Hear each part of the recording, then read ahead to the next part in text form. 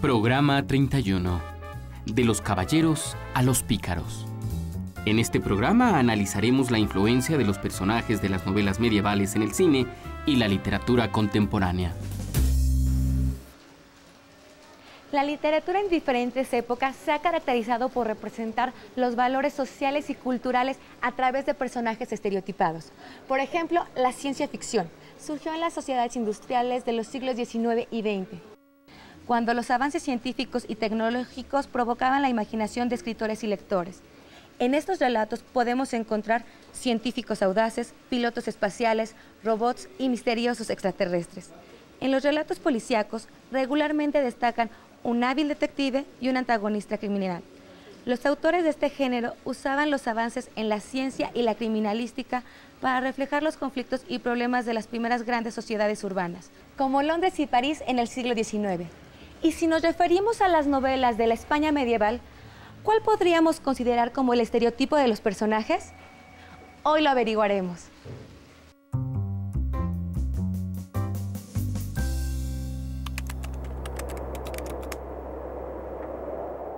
Para mí un caballero, pienso yo, que debe ser la persona que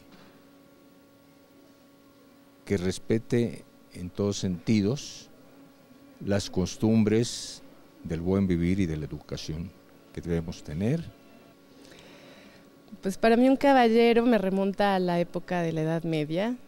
Siempre los imagino con armaduras, con los caballeros de la mesa redonda. Entonces me imagino hombres que protegen a sus reinos y van a defender a sus reinos contra otros reinos. Entonces de ahí viene para mí ese principio. Entonces siempre me imagino a un hombre como con valor, entereza y a la vez amable, y que defiende como a sus pertenencias, a la gente.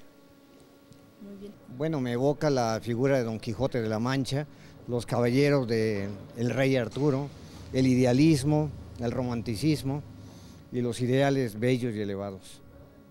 Un caballero, pues en mi concepto es un hombre cuyo principio fundamental está basado en el honor, por encima de cualquier otro valor, y junto con el honor, pues los más exaltados sentimientos del hombre, como es el amor, la justicia, la lealtad, ¿no?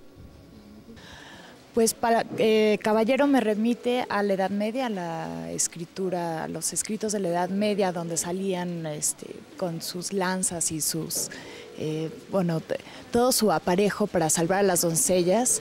Y hoy en día caballero es un hombre que tiene una ética y una moral, que se comporta debidamente tanto con las mujeres como con otros hombres, que tiene, como dicen, un caballero nunca dice con qué damas ha estado.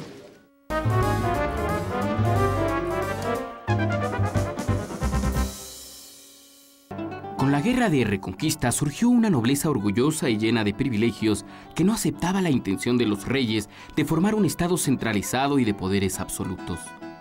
Este grupo social solo encontraba honorables la guerra, los torneos, la cacería y, ocasionalmente, la lectura. La nobleza estaba exenta de pagar impuestos. Por esa causa, quienes tenían el estatus de nobles o hidalgos lo defendían celosamente. Las leyes de caballería surgieron durante la Edad Media como una serie de reglas y valores para la nobleza. Aunque en el siglo XV ese código ya no correspondía con la realidad, la nobleza española se creía reflejada en este y se aficionó a su expresión literaria, un nuevo género llamado novelas de caballería. A diferencia de los cantares de gesta y de los romances, que se basaban en hechos y personajes históricos, las novelas de caballería tenían muchos elementos fantásticos. viajes a lugares imaginarios, hechiceros, gigantes y dragones. Amadís de Gaula fue la novela caballeresca más popular en España y otros países europeos. Su versión más conocida se debe a García Rodríguez de Montalvo y data de 1508. Para sus lectores, Amadís de Gaula era el equivalente a los superhéroes del cine y la historieta de nuestros días. Los valores e ideales de los personajes de las novelas caballerescas cada vez eran más ajenos al contexto real, lo que llegó a provocar el rechazo de muchos autores y lectores. Lazarillo de Tormes fue un éxito porque su autor se atrevió a retratar a los hidalgos empobrecidos y orgullosos, los mendigos y vagabundos, los estafadores y las autoridades corruptas. Pronto, otros escritores comenzaron a relatar lo que veían a su alrededor. Así surgió la novela picaresca y satírica que mostró la realidad social de la España a principios del siglo XVI, dividida entre los atrasos medievales y el humanismo del Renacimiento.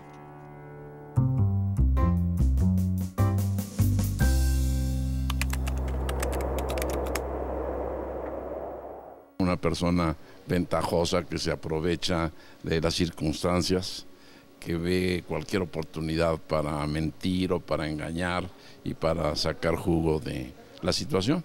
Pues es alguien que actúa con cierta malicia, yo creo, que se aprovecha un poco de la situación y que lo hace, ¿cómo se puede decir? Que le lleva el humor, pues. Bueno, un pícaro es un oportunista, un cretino, alguien que tiene la posibilidad y la oportunidad de siempre buscarle el lado fácil a las cosas, siempre con una ventaja personal. Bueno, un pícaro supongo que es una persona que no se rige tanto por las normas, que es travieso, que trata la vida con ironía, que dice ciertas cosas y quiere decir otras. Pues una persona que miente, pero que de alguna manera también tiene gracia y simpatía. Un pícaro es una figura literaria que es completamente española, que surge precisamente para la novela picaresca, y el auge de estas novelas es el siglo XV, el siglo XVI, sobre todo en España y desde luego aquí también en México.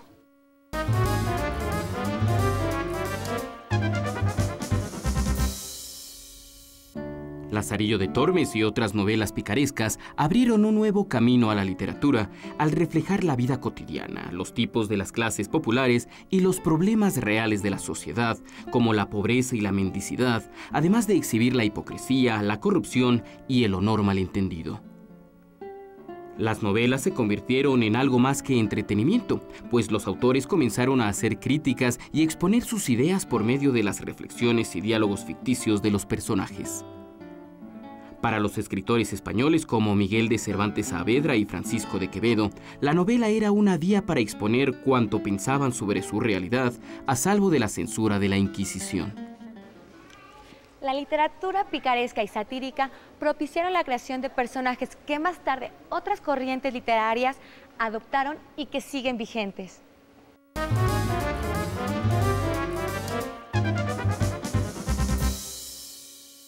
En la literatura de los siglos posteriores surgieron diversos personajes que recuperaban elementos de la novela picaresca, reflejando el habla popular y los problemas sociales. Un ejemplo en México fue El Periquillo Sarmiento, de José Joaquín Fernández de Lizarde, publicado en 1816, que pintaba los conflictos y desigualdades que causó la Guerra de Independencia. En 1838, el británico Charles Dickens crea a Fagin, delincuente y estafador, quien le complica la vida al protagonista de la novela, Oliver Twist. En los Estados Unidos, Mark Twain crearía en 1885 a Huckleberry Finn, un joven huérfano que vaga y vive aventuras por el río Mississippi. Ya en el siglo XX, en 1938, el novelista mexicano José Rubén Romero creó al vagabundo Pito Pérez, que recorre las ciudades y pueblos viviendo de su ingenio hasta regresar pobre y nostálgico a su natal Santa Clara.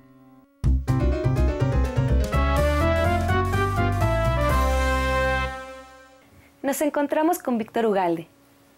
¿Qué personajes llevados al cine pueden considerarse prototipos de un caballero medieval? Bueno, de entrada sería Joaquín Pardavé, sería posiblemente Fernando Soler en alguna de las películas, pero más bien sería por el trazo, ¿no? si tienen una conducta ética, si tienen un pensamiento romántico y si quieren hacer justicia, aunque no tengan los medios. Si reúnen esas tres, podrían considerarse un caballero medieval. Aquí más bien le daríamos un demodé en el siglo XXI, ¿no? Si tú encuentras a alguien ético, que tenga aspiraciones románticas y que quiera hacer justicia, pues creo que por los nuevos valores no los vamos a encontrar, ¿no? O sea, por ejemplo, ahorita la mayoría de los jóvenes están buscando lo que les promueve la televisión, que es éxito y poder adquisitivo. No necesitan más que eso. Entonces, creo que sería un personaje fuera de moda. Pero, sin embargo, si lo propones en la pantalla, podría incidir en las conciencias y modificar la conducta de la gente que consuma ese producto cultural. ¿Qué personajes del cine son ejemplos de la novela picaresca? Uy, en la cultura popular mexicana o en el cine mexicano, por lo regular son Cantinflas, la India María, Sayas, Tintán, porque son esos personajes simpáticos que permiten hacer justicia en un país que México tradicionalmente se le conoció como injusto socialmente. Entonces, esto en el mundo se reproduce en la mayoría de los personajes, ¿no? Joaquín Pardavé, cuando tenía un trazo de un personaje en una película donde cumplía lo que acabamos de mencionar, pues era igual. No, más bien tendríamos que hablar nosotros película por película, analizar trayectorias y descubriríamos que es como una aspiración en la cual todos quisiéramos ser simpáticos, todos quisiéramos poder tener la oportunidad de equilibrar lo injusto y bueno, con un poco de picardía, salir ganando siempre, que eso es la aspiración del pícaro. ¿Qué aportaciones han hecho al cine la inclusión de los personajes como los caballeros y los pícaros?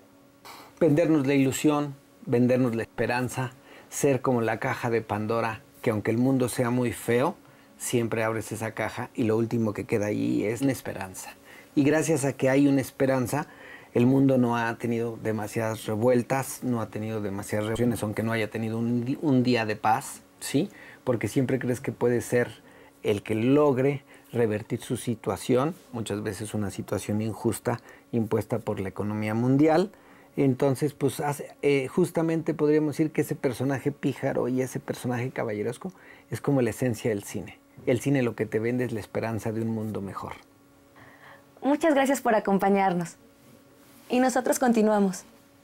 Las novelas de caballería, como Amadís de Gaula, y las novelas picarescas, como El Lazarillo de Tormes, dejaron una profunda huella en la imaginación popular, la literatura y el cine. Sus personajes reflejan los cambios de valores entre épocas diferentes y simbolizan dos formas complementarias de ver el mundo, el idealismo y el realismo.